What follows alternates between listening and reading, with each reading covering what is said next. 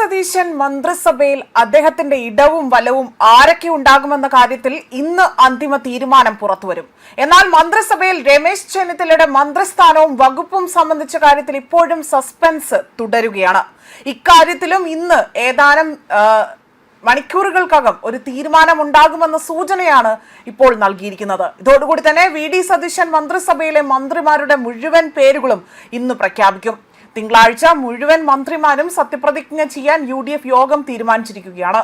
മന്ത്രിമാരുടെ വകുപ്പും എണ്ണവും ഇതുവരെയും അന്തിമമായിട്ടില്ല. ഇക്കാര്യത്തിൽ ഇന്ന് ഒരു ഉഭയകക്ഷി ചർച്ച നടക്കും.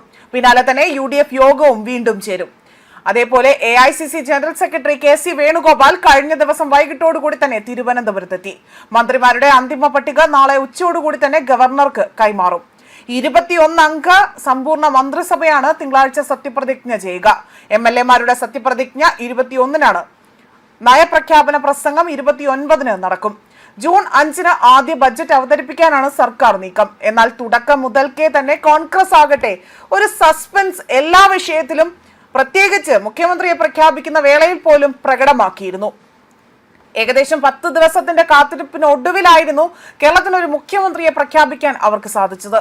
അതേപോലെ തന്നെ ഇവിടെ നിരവധി സർപ്രൈസുകളും ട്വിസ്റ്റുകളുമാണ് ഒളിഞ്ഞിരിക്കുന്നത്. ആയതിനാൽ തന്നെ എല്ലാവരും ഇപ്പോൾ പ്രതീക്ഷയോടുകൂടി തന്നെ ഉറ്റുനോക്കുകയാണ് ആരൊക്കെയാകും ഈ മന്ത്രിസഭയിലേക്ക് എത്തുക എന്നത്.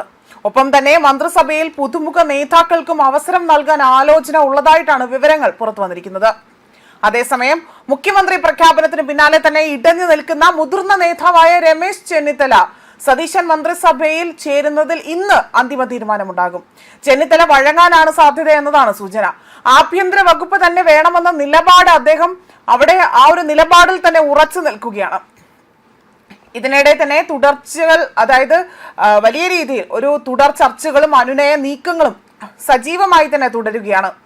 ഏതു വകുപ്പ് ഏറ്റെടുക്കുമെന്നതിൽ ഉന്നത നിർണായക ചർച്ചകളിൽ തന്നെ ഈ വരുന്ന മണിക്കൂറിൽ ഉണ്ടാകുന്ന ചർച്ചകളിൽ തന്നെ തീരുമാനമെടുക്കും. രമേശുമായി സംസാരിച്ചെന്നും രമ്യമായ പരിഹാരം ഉണ്ടാകുമെന്നും AICC general secretary KC Venugopal പ്രതികരിച്ചു.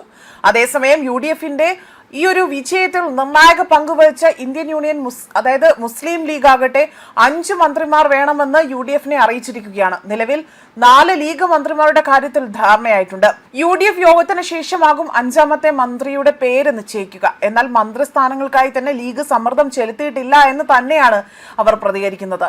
ലീഗിന്റെ പേരിൽ സതീശനെതിരായ വിമർശനങ്ങൾക്ക് കായുള്ള മരത്തിലെ ചിലർ കല്ലെറിയൂ എന്നതായിരുന്നു അവിടെ തങ്ങൾ മറുപടി നൽകിയ മറ്റൊരു കാര്യം. ഇതിനെല്ലാം ഒടുവിലാണ് ഇപ്പോൾ ഒരു മന്ത്രിസഭ രൂപീകരിക്കുകയും അതിന്റെ അന്തിമ തീരുമാനം ഇന്ന് വരികയും ചെയ്യുന്നതായി തന്നെ വ്യക്തമാക്കുന്നത്. ഇതിന്റെ പട്ടിക നാളെയാണ് ഗവർണർക്ക് കൈമാറുന്നതും. ന്യൂസ് ഡെസ്ക് കർമ്മ ന്യൂസ്.